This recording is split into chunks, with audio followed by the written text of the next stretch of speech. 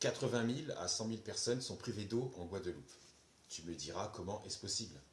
C'est un département d'outre-mer, régi par les mêmes lois et mêmes traitements que la France, oui, mais le gouvernement français traite le peuple guadeloupéen comme des Français à part. 7000 km les séparent et le gouvernement croise les doigts pour que ce non-accès à l'eau puisse passer inaperçu. Sauf qu'une entreprise privée, Veolia, s'est pointée sur l'île pendant 70 piges et elle a raflé, grappillé, volé le budget de l'eau et a donc fait des sous-placements, des sous-investissements dans les réseaux, à tel point que 60 à 75% de l'eau extraite partent en fuite. Résultat, les Guadeloupéens n'ont plus d'eau. D'autres, c'est par rotation. Madame X peut avoir de l'eau en provenance de son robinet de 15h30 à 16h10. Monsieur Z peut avoir de l'eau en provenance de son robinet de 8h15 à 9h05.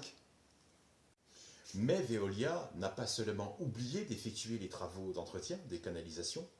Ce qui coule du robinet, c'est de l'eau issue de canalisations percées. C'est donc de l'eau sanitaire souillée. Je ne dirais pas que cette eau est probablement contaminée par le chlordécone. Non, je ne dirais pas que cette eau est probablement contaminée par des coliformes ou d'autres matières, telles que des microplastiques. Non, je ne dirais pas ça. Mais ça soulève donc l'inefficacité des pouvoirs publics français en Guadeloupe. Ça soulève aussi la mise en danger du peuple guadeloupéen.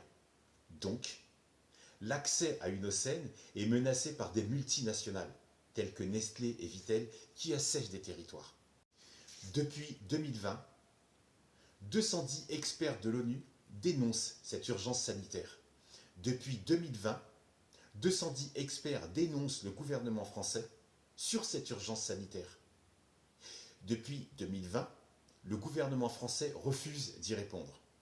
Il y a aussi une crise sanitaire à Mayotte et le gouvernement français refuse d'y répondre.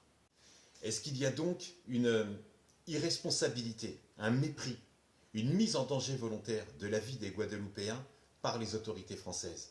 Une mise en danger volontaire de la vie des Mahorais par les autorités françaises? Ce sont les questions qu'on peut se poser.